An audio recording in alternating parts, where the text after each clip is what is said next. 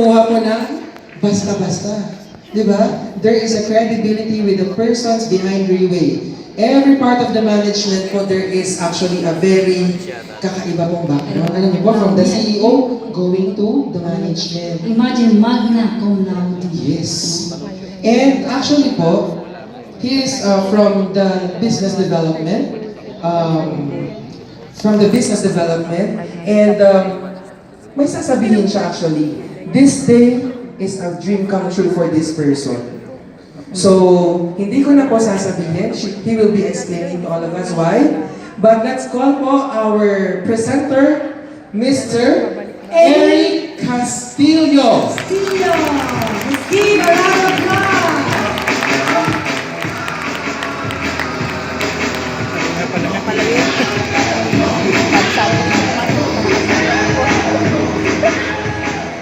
Wow. Good afternoon, ladies and gentlemen. Good afternoon. Good afternoon.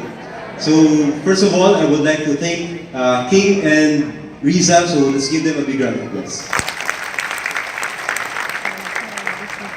And then, sabi nga nila, King, why this day is very memorable to me.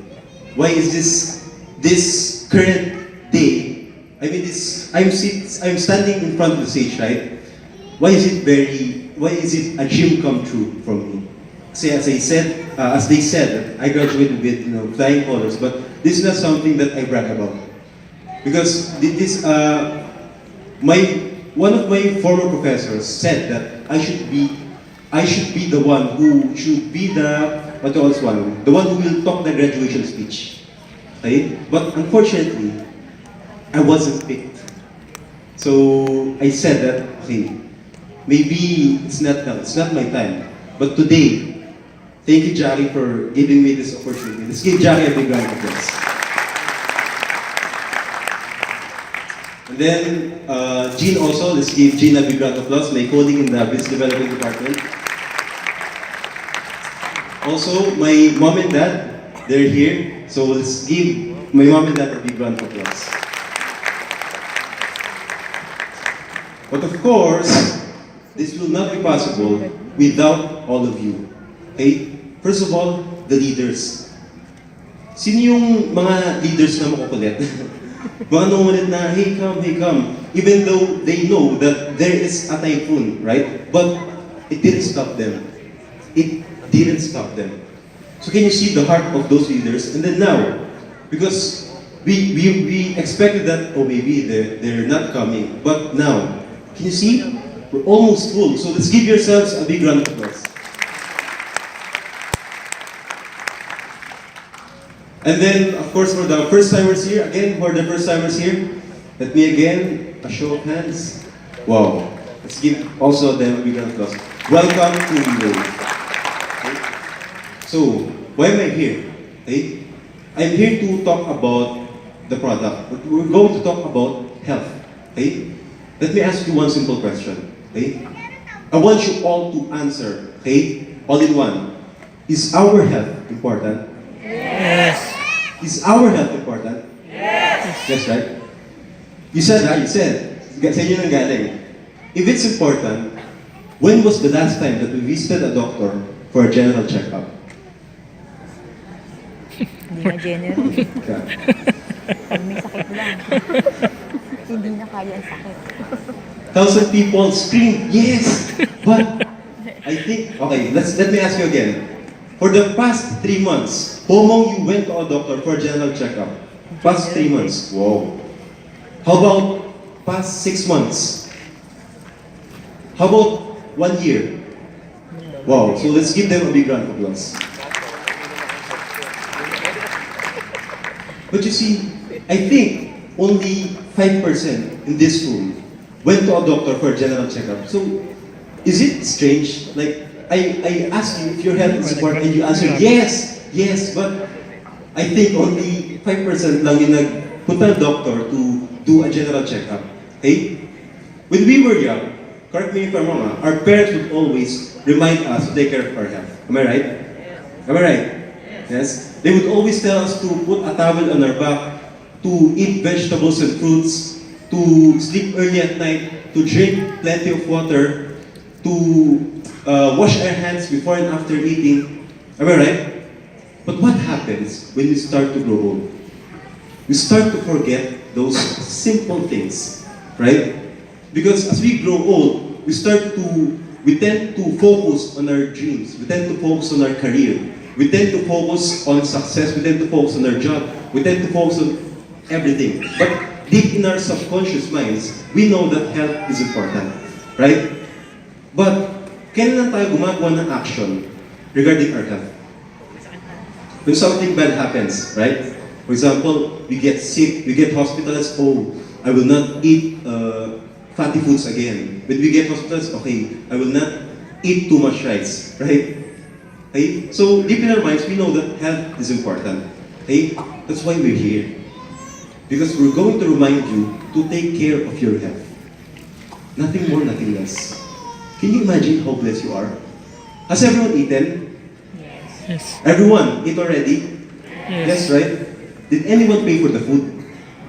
No. Did anyone pay for the food? No.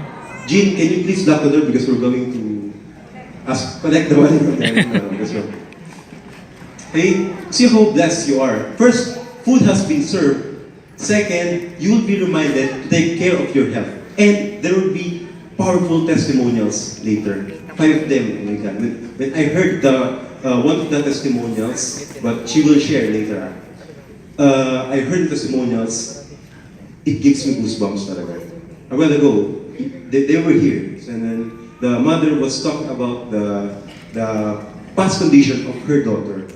Really, goosebumps talaga. So, let's prepare for later, but for now, we're going to talk about the product. We're going to talk about our health. Okay? So, we know the purpose of my presentation, which is to remind you, even myself, okay, to take care of our health. Can I proceed? Can I start? Yes. Next slide, please. Okay. According to a report by the World Health Organization last May 2018, 54% of people died of these top 10 killer diseases, and it's from the World Health Organization. Do you think WHO is credible? Yes. Do I need to say more if I said that this data is from the WHO? Do I need to say more? No, right? And they said that these are the top 10 killer diseases. Number 8, can you read? Number 8, can you read, please? Diabetes. Okay. I think they're kaya. Let me ask you this. Who among you here knows someone, or even you yourselves, know someone or even family, even close friends na merong diabetes? Can you see reason? Whoa. Again, can you see a raise of hands? Be honest, be honest. May kilalang may diabetes? Yes, right? Because, correct me if I'm wrong, here in the Philippines, we cannot stand a day without eating rice. Yes. Right? We Filipinos love to eat sweets, fatty foods, wrong diet, right? Because we love to eat, then parang pag na-diagnose na that we have diabetes, we still eat. Because food is life, right? Food is life. But what happens when your condition worsens? Okay? First, of course, you will start to take maintenance medicines, right? Right. And then, you will be injected insulin, right? But, the first two that I mentioned, does it cure the diabetes? No, right? And then, the freedom to eat the foods that you want will be taken away from you, right? You will not be permitted to eat this. You will not be permitted to eat those, right? So, after, for example, let's say that for almost 10 years, you have been suffering from diabetes. Let's say, worst comes to worst, what will happen? Amputation, right? And, for example, amputation happens. Mind you, hindi lang yung diabetic person na na-amputate yung mag-suffer. Why? Because all of the people that's taking care of him or her will also be suffering. Am I right? Yes. Because they will take care of this person. And, of course, the expenses that they have to pay. Like, every day, they have to take the medicines, and then every week, in and out of the hospital, right? Okay? So, what are the causes for these top 10 killer diseases, including diabetes? First of all is, that one, aging population. Who doesn't age here? Who doesn't age? Sino hindi tumatanda? No one, right? It is very natural for us humans to age, right? Each and every day we turn one day older. Okay? Okay, let me ask you. Who has a stronger body?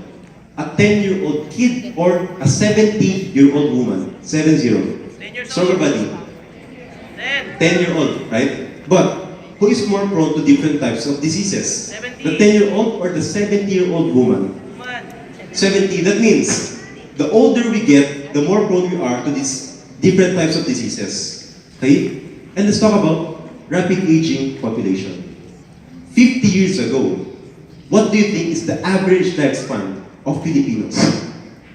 Average lifespan? 50 years ago, 50 years ago. 90, right?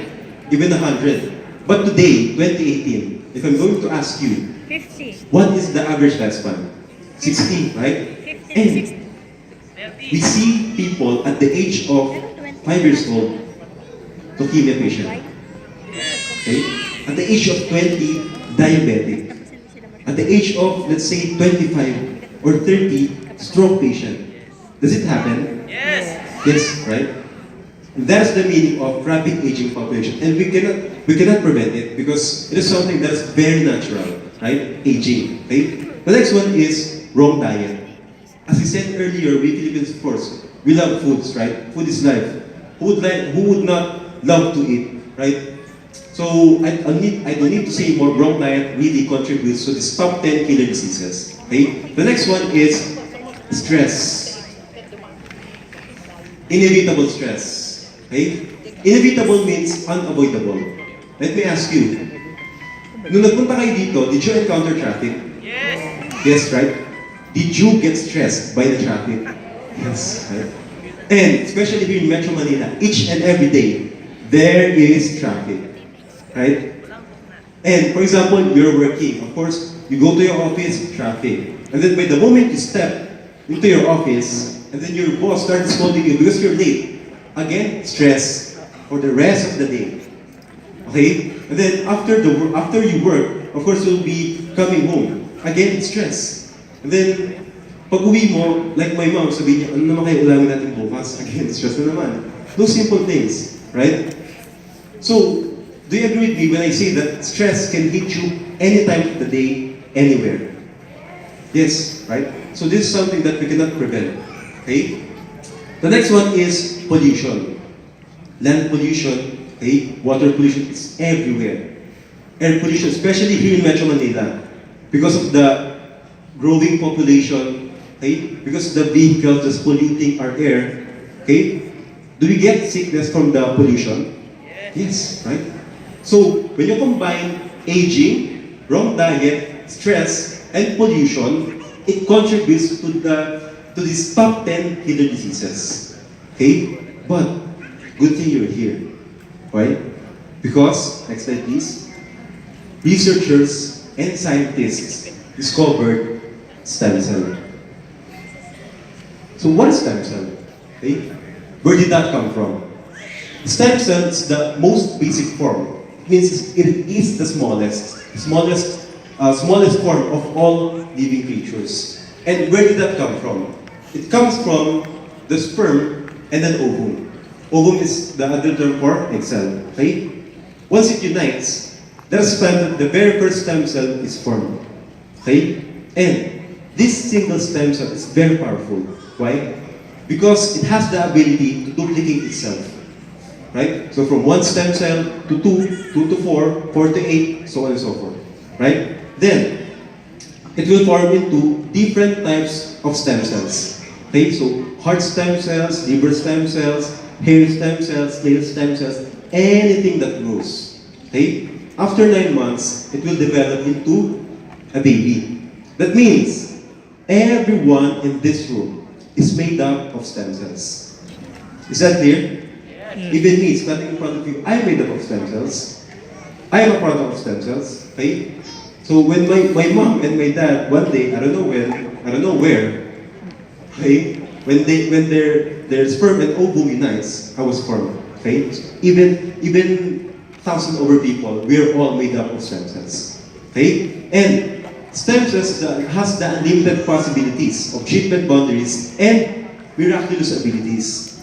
But don't believe sa mga sinasabi ko. But it's because it's not from me. This is from the different publications that feature stem cells and disabilities. Okay? Familiar with Time Magazine? Yes! Time Magazine! Okay? Imagine this. You are the owner of Time Magazine. Imagine that. Would you allow your magazine to publish something that has not been proven and tested? No, right? Something that is based on rumors only? No. Because your reputation will suffer. Right? And we all know that Time Magazine is one of the most reputable magazines in the world. In the world, not only the Philippines. Okay? So, I don't think that they would publish something that has not been proven and tested, something that's based on rumors only. Do you agree? Yes. And Time Magazine have featured stem cells several times already. Okay? So, just to give you a quick history about stem cell or life cell therapy, long time ago, during the ancient times, okay, what they used to do is they eat raw bone marrows and placenta. Kinakain nila yung raw bone marrows and placenta. Can you imagine doing that today, 2018? Can you imagine that? Because that's what they do before. But today, luckily, we're now living in a modern world. Okay? Today, there are several methods for us to receive the benefits from the stem cell. Okay? First of which, placenta injection in Switzerland. Okay? So what they will do is they will fly to Switzerland, stay there for weeks for different testings, okay? Different examinations. Then they will undergo the procedure and then stay there again for a few weeks and then go back to the country. First, it's expensive. Okay? You have to spend millions, like 3 to 5 millions per session. Okay? Because first you have to pay for the airfare. You have to pay for the accommodation. You have to pay for the placental injection itself. Right? Second, it is also time-consuming. What if you have work? What if you take care of your family? Right? What if you have a business to take care of? Right? So if you have the time and the money, then you can go. But if not, I don't think so that you can undergo this procedure. Okay? If you don't want to spend millions for placenta injection outside the Philippines, you may want to do it here, locally, but in a small scale, beauty salon. Excuse me, sorry, okay? But let me warn you, there is a safety concern here. Why? First, do we know where the stem cells come from? Do we know if these are really live cells? And second question, do we know that if the people who would inject the placenta to us are licensed, are professionals? Do we know? Would we know? Would we know? Maalaman ba natin? No, right? So, going for the cheaper method bears a lot of risk. Okay? Third one is the stem cell transplant. Okay? So, for example, I have a problem with your left eye. Okay? And then, went to a doctor for stem cell transplant. Okay? So, what they will do is they will extract stem cells from your right eye and inject it on the other eye. Okay? First of all, it is expensive. Kasi special type of procedure. Second, it is painful. Because they will do the procedure without anesthesia. Can you imagine? Tutusukin yung mata. Right? Who wants to get operated? No one, right? Because of, parang for beauty purposes, of course, it's hard. The next one, if you don't want to spend millions or thousands of pesos for the first three methods, you may want to do the cheapest, but I think it's the hardest, which is doing a healthy lifestyle. Okay? Why did I say that it is the hardest? Let me ask you, among more than thousands of people, who among you here sleeps at least 8 hours a day? Oh. Who among you here drinks at least 8 glasses of water daily? Oh. Only few. Who among you here did not eat some fast food chain for the last, let's say, 1 month? Oh. Who among you here lives a stress-free life? Yeah. Stress-free life, who can live? Because healthy diet requires very minimal stress, right? Okay? So for those of you who raise their hands, let's give them a big round of applause. Okay? So, what I'm trying to say is, nowadays, it's very hard to start and maintain a healthy lifestyle. Okay? Because of the many factors that we are encountering day by day. Do you agree with me? It's hard, right? To start and maintain. Okay? The next one is cord blood banking, which is very popular in Singapore. Okay? So what they will do, upon giving birth, the mother has an option to store the umbilical cord. Okay? And it can be stored for up to 20 years. 20. Okay? If in any case, her child has gotten an illness, they can simply go to the laboratory, extract the stem cells, and inject it to the child directly. Because it's the best cure. Okay? Human placenta is the purest form of stem cells. But what if the child turns 21 or 22? That means, nag-lapse na dun sa 20 years time, right? That means, the placenta, the stem cells from that umbilical cord is no longer effective because it has already expired.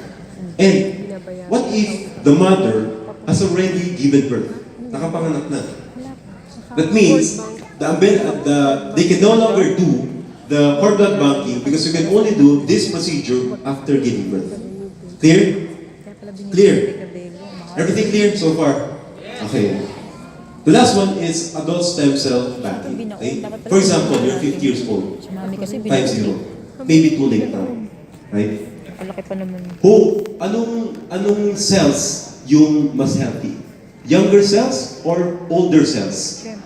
Younger cells, right? That means, the older we get, tumatanda rin yung cells natin. Okay? For example, you do the adult stem cell banking. Okay? So, they will extract stem cells from your body and then they will examine it. And upon examination, they found out that your cells are already 70 years old. 70. Is that possible? That your cells are way older than you? Yes, right? Because as I said earlier, we are all made up of stem cells. And each and every day, we encounter stress. We encounter pollution. We age day by day. Right? So it is possible. And also, it is expensive. Okay? Because you have to pay for the storage fee of your stem cells. Okay? So now, the question is there a convenient, effective, yet affordable way? Is there? Yes, right? That is through the oral capsule method. Okay? You might be wondering, because some people are skeptic. Is it possible? Because we all know that live cells can be just, but before, we know that injectables lang, right? But today, we're now living in the modern world, 2018. With the help of these 5 technologies, yung oral capsule method is now possible. Okay? Let me go through it one by one. First of all, freeze-drying technology. Okay? So upon the extraction of the live cells, it will be stored in a special freezer for 3 to 4 years. Okay? Live cells are very vulnerable, very sensitive. When they contacted the air, it will slowly begin to die. Okay? So they have to be preserved in a very, very special way. Okay? Para maiwasan na mamatay sila. Okay? The next technology is nitrogen-filled technology. So what is this? For example, I have an apple, manzanas, and I will cut it in half and then leave it on the table for 1 hour. What will you notice? It will begin to turn brown, right? Mangingitim siya. Okay? That is the meaning of oxidation. And with the nitrogen-filled technology, we inject nitrogen to push out the oxygen inside the capsule. Okay? Because once oxygen is present inside the capsule, mamamatay yung mga live cells. Right? So there has to be no no oxygen present inside the capsule. Clear? The next one is enteric-coated technology.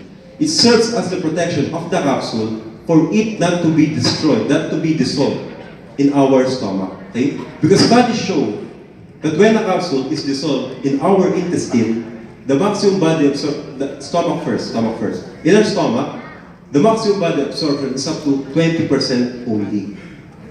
But when the capsule is dissolved in our intestine, the maximum body absorption is up to 80%.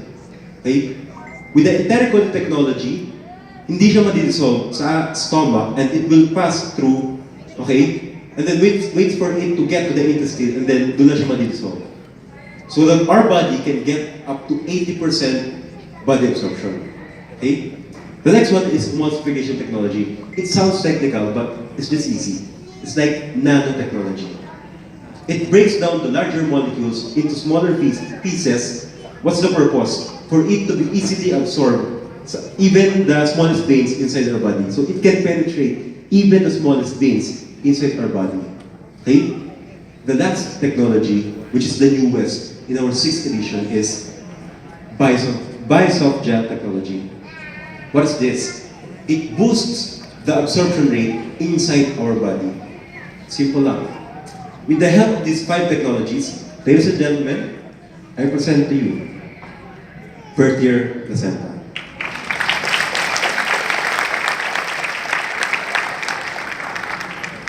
Vertier Placenta is specially sourced in New Zealand. So when you think of New Zealand, what comes first to your mind? New Zealand. Pollution free, right? Green, clean country, and their government is very strict of what's coming in and out of their country. Okay? And Vertier Placenta is consumed by millions of people, not only in the 8 countries that Dreamway operates, but millions of people around the globe. Okay? So let's give Vertier a big round of applause. So, now we know the product. Later, we're going to have the testimonies. Okay? So, that would be all for today. That ends my presentation. I hope you learned something new today. Okay? I hope after this testimonial event, you start to live a healthier life. Okay? You start to cut off the junk foods, you start to cut off the fatty foods, right? You start to cut off drinking soft drinks, you start to reduce the stress in our lives. I know it's hard, but let's just minimize it. Can we agree on that? Can we agree on that? Okay, so I hope you learned something new today. So again, my name is Eric Castillo from the Business Development Department, and thank you very much.